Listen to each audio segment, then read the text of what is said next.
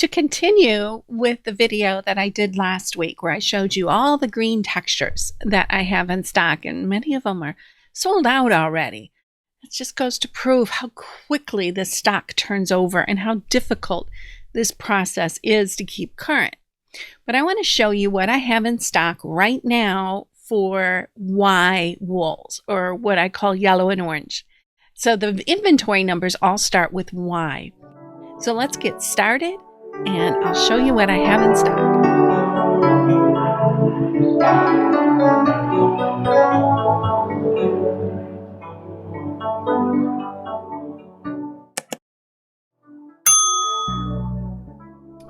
First one is Y001. It disappeared for years and then came back.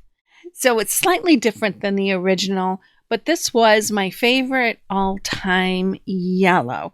A lot of people says it has a bit of a green cast. I just see a nice rich gold in it. So if you have to hook anything that is a gold color, I use this for all my outlines around my red plaids. And when I can't get this one, I found this wool, Y002. I got this instead of this one when this one stopped being available. And at first I was really sad because I didn't have this wool anymore, but I actually like this one better. I'm not a turquoise person. I have come to enjoy turquoise ever since my cataracts were taken off and I can actually see turquoise. Otherwise, turquoise tends to look a little bit on the gray side. But I use this yellow for everything. In fact, when I have beginners who are just starting their stash, I tell them that this is the yellow that they need, even if they never buy another yellow in their entire life. You're always going to need a small accent of yellow. And this one works with almost everything. It's a great wool to have on hand. This one is Y008. It's an orange wool. Orange textures are the second hardest wool to find. I think purple is even harder. So orange ones can be very difficult. This one has a nice kind of a busy look to it because of the difference in values. But it's a nice bright texture. It's got the tiniest pop of green. Don't count on that because you're never going to see it once it's being hooked. But it's got a nice overall orange value to it. This one is one of my favorites, and it went into the yellow section only because I didn't have room at the time on my red shelves, or it probably would have gone into the red. Kind of straddles a little bit. This one I've heard Barbara Carroll call as her favorite primitive red.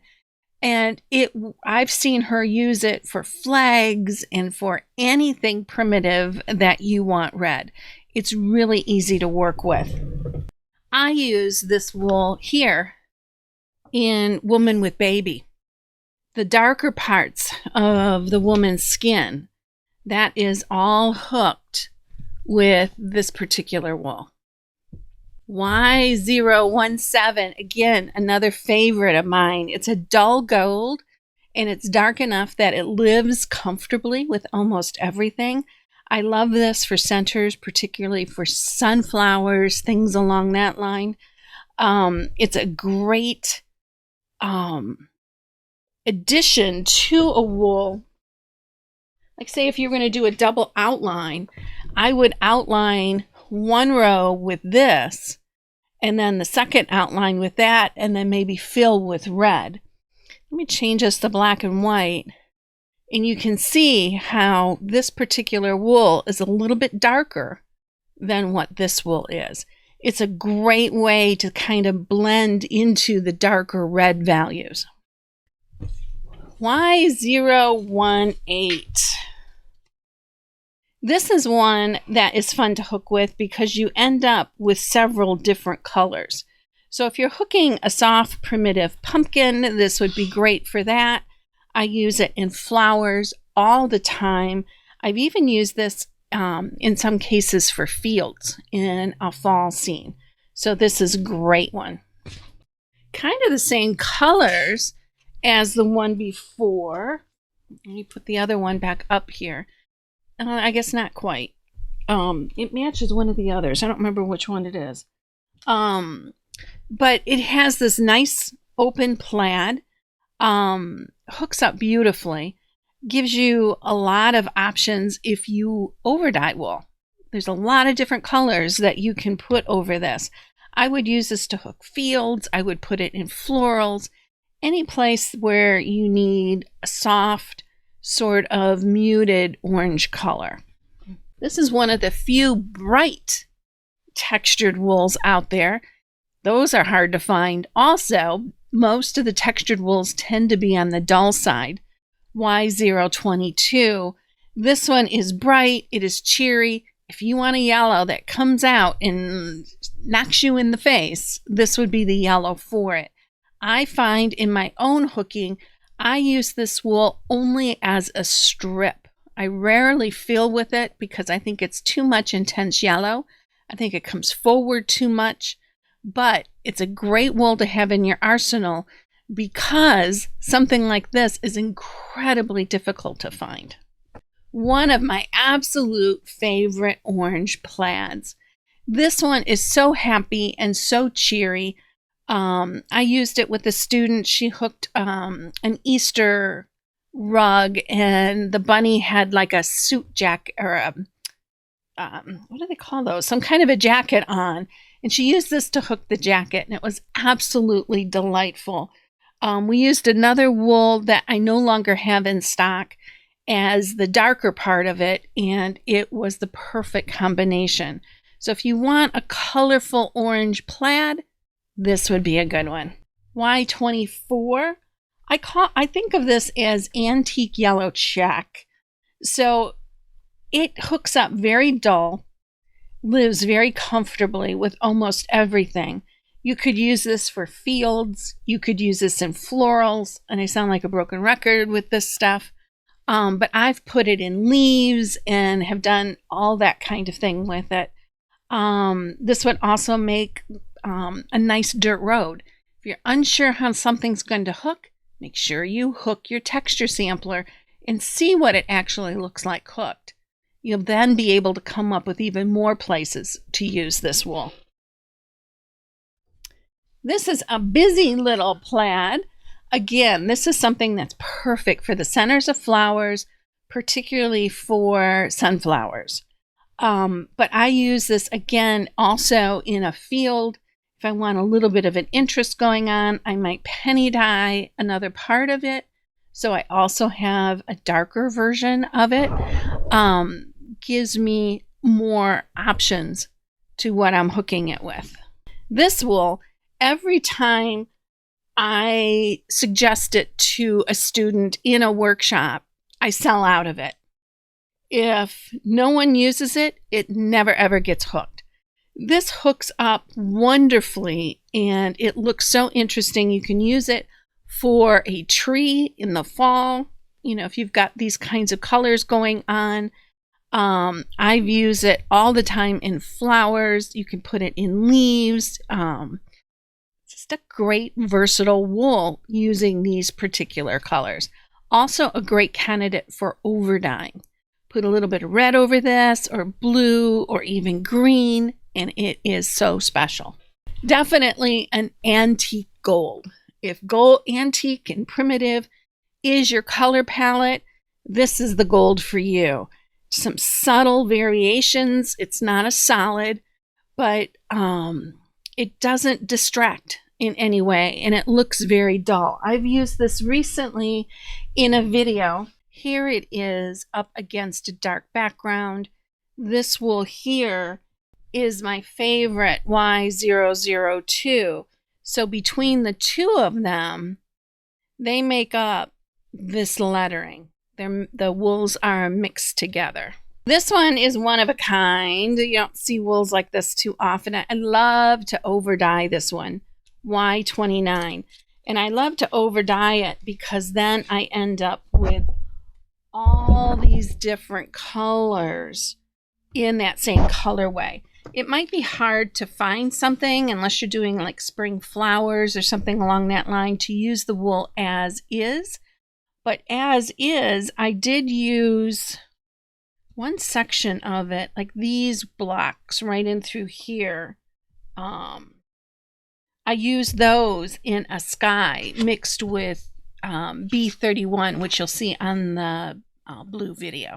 Y033, this is a great one because when you cut it, you get several different colors. This is definitely perfect for farm fields, anything along that line. It's great in a fall tree. You have to kind of like mix the colors together. Any stripe, when you cut it across, will turn it into more of a solid, particularly the smaller your cut size. So I don't particularly prefer to cut it across the stripe. I like to cut it with the stripe, and then I have control over where the colors go. I've also used this in centers of flowers. It gives me many different values where I can actually make sort of a shaded center of a flower. So it's great for that. This is a great dull yellow. I use this as a shadow color behind almost any of those, but even just the last one, you could use it as a shadow color with this particular wool. This is one of the few wools that I remember the vendor's name. I think they called this Pineapple Fizz. I'm not exactly sure why. It's not particularly bright. It is a happy color.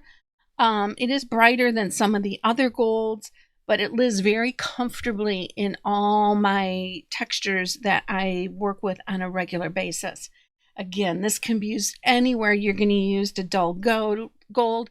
It could be used for a farm field, particularly a little closer up because it's not as dull as some of the others. It's a little bit brighter. And in centers of flowers, anytime you want something yellow. This one is one of those jumpy, sparkly wools. Now, there's no metallic in here. There is no sparkle. But when you see a strip of this hooked, it's going to like almost move because of the way it's woven. So I use this very sparingly, but you can use this in flower centers for accents on flowers. You can use it in landscapes. It also over dyes really nice if you wanted to tone down the yellow and make it a different color. There's a lot of different things you can use. Remember the ombres in the greens? Well, here's one that has a little bit more of a gold feel to it, but it's still definitely more yellow. So that's why it got sorted into the yellow section. Here is almost like a purple or a gray, and then a definite more green. I would use these in leaves of florals. Again, you can use these in fields. The ombres in particular are good for landscape rugs because you can separate out and then hook one section with all of that wool and then maybe even mix it in with something that is nearby. A lot of variation, a lot of different things that you can do with a wool like this. Here's a good background wool. This one has a really warm, rich orangey feel to it. It's a bit of a heather, and so it's a solid, but yet it's not a solid because it's got all these beautiful colors sort of built right into it. This is yummy for a background. This one is a warmer yellowy version of this wool. It came in several different colorways. This is a great one for overdying. I particularly like big plaids like this because you get a light version and a dark version sort of automatically built in, or if you cut it this way, depending on what color you use to dye, you could end up with a dark, medium, and light.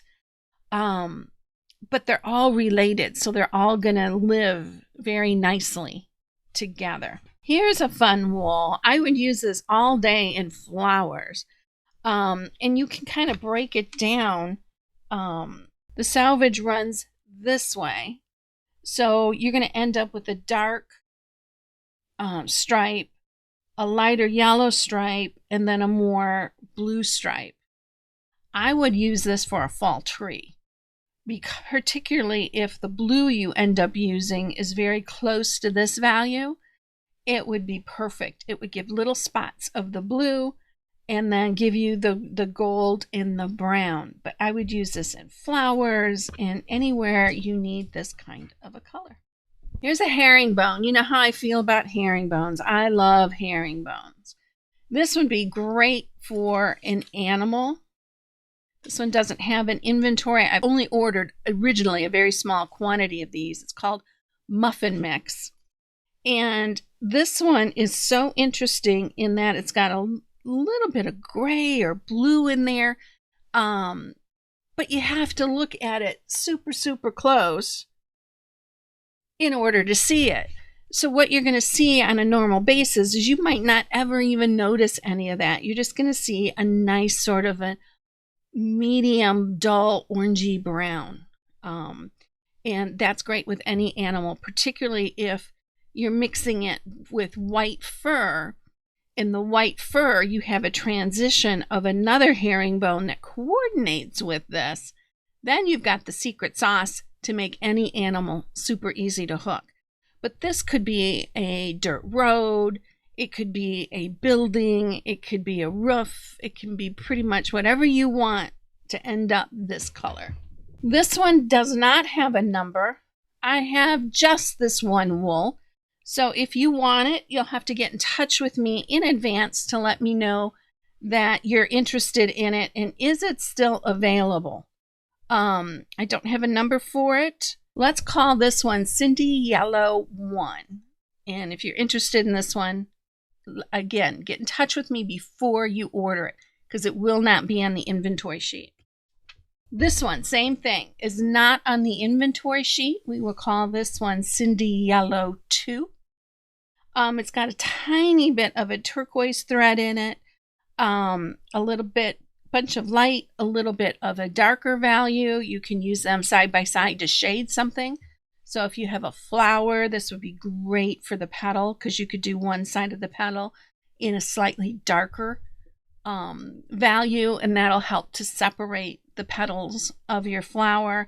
You can use this for fields. This can be used for a lot of different things, particularly since it's got the herringbone. That tends to soften things and not make it look quite as harsh. That's it for yellows. To order any of these wools, you simply go to my website at Cindi Gay Rughooking. I'm putting a link down below in the show notes. Be sure to check the inventory to make sure that I still have that wool in stock. Also, if you need to go back and look at a particular wool, down in the show notes, I'm going to have timestamps, which means you can click on a timestamp and it'll take you to that part of the video where I talk about that particular wool. Should make things a whole lot easier for you. Stay tuned for next week. Next week, I'm going to continue on with the light neutrals, and then I'll slowly work through all the colors in the studio. That's it, everybody. Thanks.